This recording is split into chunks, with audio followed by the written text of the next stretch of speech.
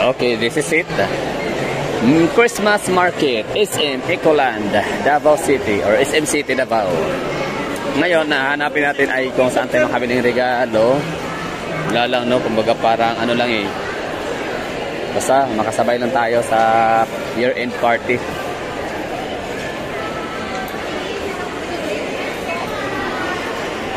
So, yun, di ba? Ano nga bang ganap sa SM pag itong oras? Rush hour or holiday rush.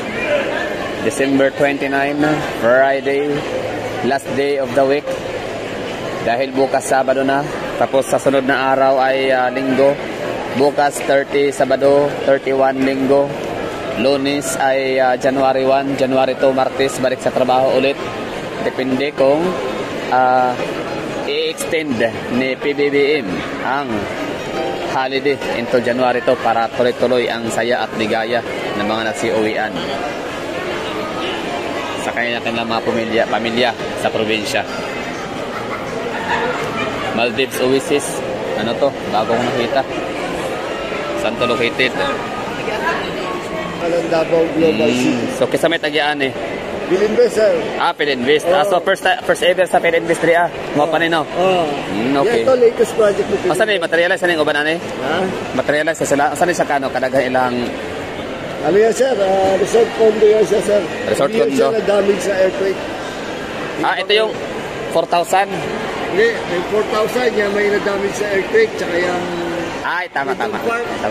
Yan, walang damage yan. Ibig ko sabihin, si Pilinvest pala ito. Si Oasis, Pilinvest. Yes. Yun ang first Oasis, ito ang second. Tama pala. Okay. Oasis yun, ito Maldives Oasis. Alright. So, nganong dili man para sa... Ang pinaka-nindot na kuan, Pilinvest sa Pilipinas, sa Sadapit. Pinakadakong project nila. Yung mga Oasis na project, sir. Sa kuan, Alabang, Muntinlupa.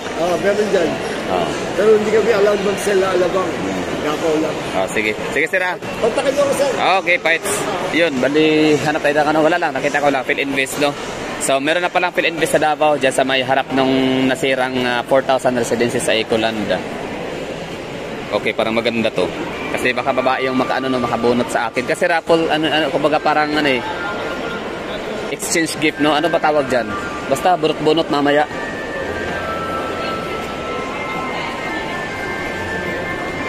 So, ito yung pinaka-lobby area or entrance area ng SM. Tingnan natin sa second floor kung ano meron. Kung anong ganap. Kung madami bang mga moviegoers sa katong oras.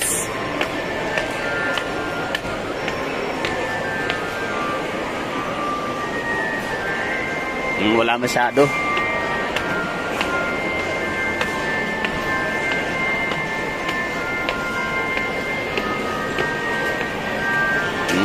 Okay lang. Hindi gaanong siksikan, no? Wala masyadong tao. Okay, so ito share ko lang sa inyo kung ano nga ba yung pinamili kong mga regalo dito sa Miniso, Japan and doon sa isa kanina. Kasi ang sabi kasi nung nag-organize ng Christmas party, yung regalo ay bunot-bunot daw, no? So, ibig sabihin, kailangan unisex yung item na pangregalo para babae man o lalaki yung makakatanggap, at least walang problema, no? Walang issue. So ngayon, ang napili ko, yan, binilhan ko yung sarili ko ng earphones. Yan, kasi minsan nanonood ako ng mga video, no? Mga vlog ng mga nanonood ako ng mga vlog or video or ng mga yung habang ako ay nag-i-edit, no? Minsan kahit always I'm on the go, kahit nasa bus, eroplano o kung saan man ako sa mga papublikong lugar, nag-i-edit ako ng mga video ko bago i-upload. So ngayon, nakakahiya naman na marinig nila yung ingay ng boses ko, kaya dapat meron akong earphone. May mga earphone ako marami, kaso nga lang nami-misplace na iwanan siguro, iwan ko ba kung saan. Tapos yan, meron akong nabiling isa dito. Ito yun, papakita ko lang ho sa inyo, ha. Share ko lang ho sa inyo at kung bakit ganito yung mga regalong pinamili ko. Maliban sa yun nga yung bilin ng aming organizer na dapat iregalo ay yung pang unisex. So ngayon, kilala ko naman lahat ng mga kilala ko naman lahat ng mga kasamahan, no? Yung mga mag-a-attend ng Christmas party. Kaya minabuti ko na ito yung bilhin ko. Ito siya ay air freshener sa kwarto. Grabe ang bango. Ba't parang nabago yung ano niya, yung amoy? Citrus dapat ang hanap ko eh. Citrus is ano kasi siya, 'di ba? Herbs. So ano siya, parang pang unisex yung kanyang bango. Parang ibang amoy niya. Anyway, pwede ko nang balikan mamaya. So ito, unisex talaga siya. Tsaka lahat ay empleyado, lahat ay mga working, no? Working personnel, mga ganun. Basta empleyado yung mga pwedeng makatanggap nito lahat, no? So kailangan pag uwi niya ng kwarto niya, di baling makalat, at least mabango. Di ba? Ibig ko sabihin na kailangan mabango yung kwarto niya. Kasi nakapagbigay talaga. Ang pinaka-comfort zone, pinaka-safe place talaga natin ay ang ating kwarto. Kaya dapat mabango. Di ba? Sarap patulog ha, na mabango ang kwarto. Isa naman ito, ibigay ko to. So, I don't know kung babae o lalaki ang makakatanggap nito. Pero panigurado, masaya siya na matatanggap niya to kasi ayan o, pusa. Pusa yung kanyang hitsura. So, cute, di ba? Ngayon, meron akong binili naman para sa sarili ko na mug kasi ang hilig-hilig ko magkape. So, at least bago yung hitsura ng mug. Ako yung tipo sa tao na ayoko yung mga anything, kahit yung mga damit ko, yung mga kasuotan, wala, ayoko na may mga logo, gusto ko plain colors. So, shout out din sa mga gustong magbigay sa akin ng regalo. So, kung tatanungin nyo kung anong mga bang gusto kong mga regalo, anything, basta plain. O, walang pangalan ng mga logo, walang mga brand name, no? Kahit hindi branded, okay lang. Basta plain, tapos maganda, makapal, yung texture, yung quality, di kalidad. Yun. So, kita mo to, for example, yan o. Plain lang siya. Plain lang din siya, di ba? O, mga ganyan lang. May balakubak tayo. Sorry ha. Sensya na kayo. May mga, yung puti-puti, balakubak yun. Okay, so, ibig kong sabihin yan, yan ang mga gusto kong mga regalo. So, ako yung tipo sa tao pala na nagre-regalo, yung gusto ko din. Yung niregalo ko siya, hindi dahil gusto nila, baka magustuhan. Ayoko nang ganun. Gusto ko yung regalo ko, yung gusto ko talaga. Kasi, ganito, just in case na babalik din sa akin ulit to, okay lang, at least, ang maganda, ang mahalaga ay gusto ko siya. Di ba magsisisi na ako din ang nakakatanggap ng sarili kong regalo. Okay lang. So, okay na to, mahal to, tsaka ito, okay lang ang presyo nito. Abot kaya lang. Pero ito siya medyo may kamahalan. Medyo pricey. Diba? Tsaka maliban sa price na ma-appreciate nila, yun talaga yung makapagpahinga ka. Sarap ng tulog. Citrus. Ngayon, kung bakit ako bumili ng ganito din, kasi just in case na hindi niya magustuhan to, eto. Papakita ko to sa kanya. Baka gusto mo ganitong kulay, palit tayo, barter. Diba? Pwede yun. Ganun lang. Daming tao dito. Mini sa Japan.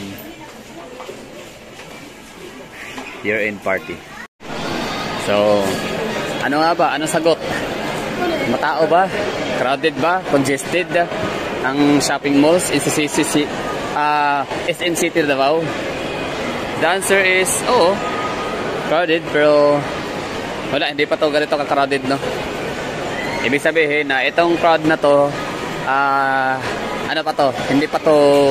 Hindi ito yung in-expect ko, no, na ganun kadami. So far, konti pa lang. So siguro yung full blast nito ay sa December 31. Open ba ang SM December 31? Basta December 30. Bukas, no? Bukas, sunod na araw, mas magtudoble, titriple pa tong dami ng tao dito. Pero ngayon, crowded na siya, pero hindi pa siya ganun, no? Hindi pa ganun ka-crowded. Tama pa lang. Hindi pa ganun kaingay. Go to grocery store. Grocery store. Sa supermarket tayo. Tingnan natin.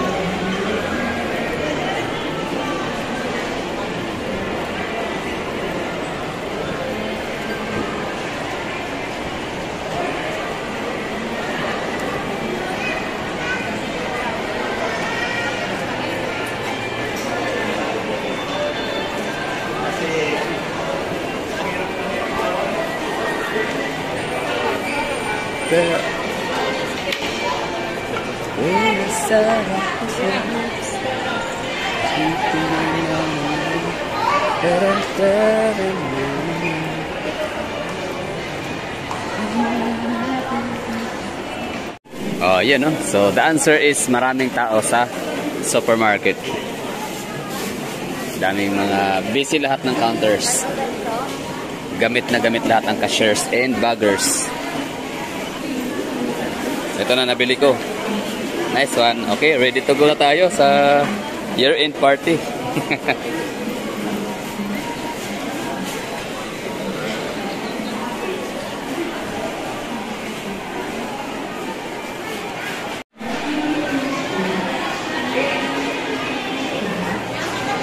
Oh, kayo ba? Ano bang kwentong Pasko at New Year ho ninyo? Kayo ba ay naimbitahan din ang inyong mga kaibigan, kasamahan, katrabaho para sa year-end party? Wala man akong kinabibilang ang kumpanya. Wala man akong trabaho na corporate. Hindi man ako corporate workers. Corporate employee. Pero at least man lang, no? Mayroon tayong natanggap na invitation, no, na makisabay. Baka gusto ko daw sumabay o maki year-end party kunyari, no? Ganon lang. Kunyari. Oo, wala lang. Kumbaga, at least, no? Pwede naman sanang hindi, pwedeng wala. Pero siyempre, pagbigyan na natin. Ang atin din sarili, parang ganon. Walang mawawala. Minsanan lang din naman ito. Minsanan lang din naman ito, di ba? Good luck na lang talaga. Sana ako lang makatanggap nitong regalo ko pabalik, no? Naka-pressure.